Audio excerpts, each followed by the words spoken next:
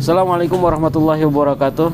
Jumpa lagi dengan Sadayana Channel dan masih bersama kita Kang Teguh Hudaya yang luar biasa, konkret, gas secara konkret. Selain banyak keunikan dan keanehan dari Kang Teguh ini, banyak hal yang muncul yang menjadi istilah di tengah-tengah teman-teman. Di antaranya secara itu maksudnya apa? Secara itu sebagai jadi padanan kata yang memang nikmat. Secara gitu loh. Terus juga ada apa lagi? Konkret ya. Konkret. Mantap. Oke. Gimana? Kang Teguh, sekarang kita akan bicara tentang manajemen. Masih berkaitan dengan manajemen bisnis ya. Dalam manajemen bisnis itu ada manajemen keuangan. Betul. Ini satu hal yang penting juga tentunya. Betul. Coba bagaimana manajemen keuangan ini, Kang Teguh?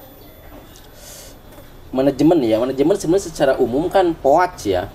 Planning, organizing, executing, controlling gitu kan. Sebenarnya itu. Tapi kalau manajemen di keuangan tersendiri bahwa bagaimana memanage uang di dalam merencanakan, di dalam mengatur, di dalam mengarahkan atau bahkan mengendalikan uang di dalam sebuah perusahaan. Jadi ya mengatur, mengarahkan, mengendalikan seperti itu. Nah, ini manajemen keuangan. Sehingga orang memang ketika bisnis ini pula, jadi targetnya kan nyari profit, targetnya ya nyari uang, tapi secara keuangan tersendiri diabaikan. Padahal manajemen keuangan adalah sebuah manajemen yang sangat perlu di dalam dunia bisnis. Apa sih manfaatnya? Banyak. Kalau ngomong Pak, pertama manfaatnya itu tentu saja untuk menyusun strategi. Seperti keuangan kita, penggajian kita itu kan 13 kali. Sementara kita kerja kalau ngambil rata-rata cuma angka 11 bulan. Artinya kan ada keuangan 2 bulan ini mereka gaji buta. Yang pertama sebulan ini kita ambil libur A, libur B, libur C. Kemudian yang sebulan ini adalah THR. Ini adalah bagian dari menyusun strategi keuangan. Atau memang gini, kita jualan apa? Kita jualan ayam. Kita jualan ayam itu pada saat detik-detik mau lebaran. Berarti kan harus ketahuan bahwa nanti ini bakal naik. Itulah harus dikelola. Nanti harus kita prediksi, harus kita susun strategi seperti apa gitu. Kemudian lagi keuangan ini tentu saja sangat penting adalah dalam nanti memutuskan. Karena seorang leader itu, seorang direktur, seorang manajer, dia akan bisa memutuskan banyak hal pada saat dia akan melihat dulu keuangan. Misalnya ada orang naik gaji. Sebentar, kita lihat dulu keuangannya. Ini bagus nggak cash flow-nya? Ini bagus juga dengan neraca. Neracanya enggak bagus enggak neracanya seperti itu. Jadi banyak hal misalnya tadi dalam menyusun pengambilan keputusan. Atau tiba-tiba ternyata ini hari ini sepi jualan, besok sepi, atau di dalam tahun ini sepi, otomatis kan kita ngelihat keuangan. Oh, berarti harus ada pengurangan karyawan. Berarti yang kedua tadi selain menyusun strategi, manfaat pengelolaan keuangan adalah tadi bagaimana untuk memutuskan atau lebih tepatnya dalam pengambilan keputusan. Satu lagi, ini nih manfaat manajemen keuangan. Yaitu apa? Yaitu adalah dalam controlling, dalam mengontrol. Karena nggak mungkin kita mengontrol produksi kalau kita tidak tahu keuangan seperti apa. Misalnya, tiba-tiba bahan baku naik, atau tiba-tiba operasional bensin naik, atau tiba-tiba operasional membengkak karena apa? Karena ada karyawan harian. Tiba-tiba ini sakit. Karena ini sakit si karyawan yang satu, maka harus ada gantinya. Karyawan yang satu tetap harus pakai gaji, yang gantinya pun harus pakai gaji. Akhirnya kan double. Nah, ini lebih ke pengontrolan sehingga nanti akan ketahuan oh ini nggak bisa. Kayak ini mix lah, kayak mix pada saat kita. Jadi sangat penting ya keuangan itu penting. Ibarat kalau dalam tubuh ya ibarat darah mungkin ya. Banget. Kalau nggak ada darah kan pias orang ya. Pias. gitu. Begitupun dalam perusahaan, kalau nggak ada uang tuh perusahaan biasa. Repot. Makanya tadi Bahkan ngontrol dan yang lainnya. bisa dikatakan itulah nyawanya ya. Jantungnya keuangan. Tapi orang kan bisnis keuangan nomor 3, nomor 3, nomor 4. Apalagi yang UMKM yang awal mula keuangan pribadi masih disatukan dengan uang perusahaan. Iya. Masih banyak itu ya, seperti itu. Masih banyak, nanti kita bahas nanti di yang kedua, bagaimana nanti ruang lingkup keuangan, bagaimana strategi menyusun dan yang lainnya. Oke. Sekarang dalam manajemen keuangan itu mungkin dari awal dulu Kang Teguh. Betul. Ini dalam hal masalah persiapan usaha berarti. Memanage keuangan itu dari awal berarti kan. Betul. Dalam hal permodalan berarti. Seperti Betul. apa kita harus memanage? Makanya kalau kita keuangan ada 3. Yang pertama itu kalau ngomongin keuangan itu ruang lingkupnya nggak jauh dari 3. Yang pertama perencanaan, yang kedua adalah penganggaran, dan yang ketiga adalah pengelolaan atau manajemen risiko. Yang pertama tadi penganggaran atau perencanaan dulu.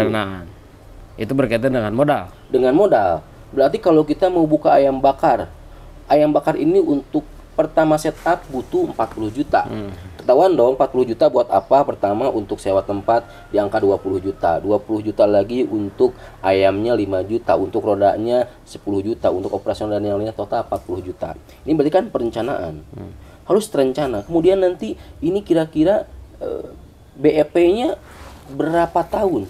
Direncanakan. Harus ya. Direncanakan dulu. Oh gini, baru dianggarkan. Oke. Kalau udah terencana, oke siap, anggaran berapa sih anggarannya?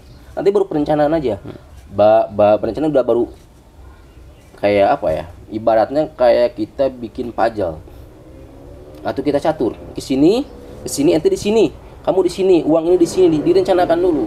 Lalu setelah direncanakan, nanti baru dianggarkan. Oke ya, clear ya. Kita anggarkan, kamu segini, kamu segini, kamu segini. Mulai terpecah tuh. Nah, baru setelah dianggarkan nanti akan kelihatan, oh ternyata uangnya nggak cukup, berarti ini 20%, ini 30%, ini 70%. Apakah itu satu keharusan dalam memulai usaha?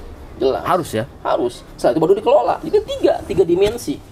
Enggak, begini kan kemarin di episode sebelumnya kita sempat berbincang bagaimana cara memulai kan, diantaranya ya harus sesuai dengan passion dan juga harus diantaranya ada niat dan juga sesuai passion. Betul. Kemudian bagaimana kalau seandainya ini niatnya sudah ada, sudah bulat, yang produk ataupun kegiatan usaha yang sesuai passionnya sudah dapat, tapi kalau dibenturkan dulu dengan urusan manajemen keuangan seperti itu tadi, harus direncanakan, ini akan terbayang beban modal sekian, ini akan mandek gimana tuh?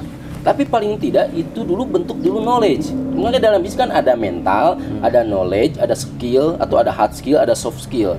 Ini minimal keuangan ini sudah tersimpan di memori kita. Walaupun nanti walau alam keuangannya dari mana? Secara realnya bagaimana? Misalnya tadi kita jadi reseller dulu, kita jadi distributor dulu, kita jadi agent dulu. Tapi keuangan itu harus ada. Kan tadi perencanaan, penganggaran, pengelolaan. Direncanakan dulu, saya nanti mau jualan seblak, jadi reseller. Saya akan standar rencanakan. Idealnya untuk modal itu sekian, gitu ya. Betul. Dalam perencanaan. Tapi pada realnya ternyata yang terkumpul uang cuman setengahnya atau seperempatnya. Nanti gitu kan? Berarti itu ada di pengelolaan nanti. Seperti itu. Kan penyesuaiannya di pengelolaan. Jadi penganggaran itu tadi. Penganggaran tadi. Ya walaupun cuma di reseller kan kelihatan. Saya target 1 bulan kejual 1000 piece. Direncanakan dong. Iya. Oke, kalau 1000 piece berarti saya harus menganggarkan untuk uang kopinya, JNE-nya dan yang lainnya. Ya kurang lebih seperti itu Pak Wian. Waktu nih, aduh. Oke, terima kasih Kang Teguh. Nanti kita di sesi kedua kita. Oke, sementara itu yang disampaikan oleh Kang Teguh. Siap, pemirsa. Dari hal manajemen keuangan ternyata adalah suatu hal yang penting dan krusial, sebagaimana layaknya darah dalam tubuh kita. Kalau seandainya darah kita kacau, wah kacau juga organ tubuh kita ya. Apalagi kalau seandainya darahnya sudah berkurang, kunang-kunang itu ya. Begitupun perusahaan. Cash flow of the king. Oke, Sekian yang kita sampaikan. Terima kasih Kang Teguh. Sama-sama. Sampai jumpa lagi pada kesempatan selanjutnya. Wassalamualaikum warahmatullahi wabarakatuh. Waalaikumsalam warahmatullahi wabarakatuh. Kopinya? Kopi dulu ya.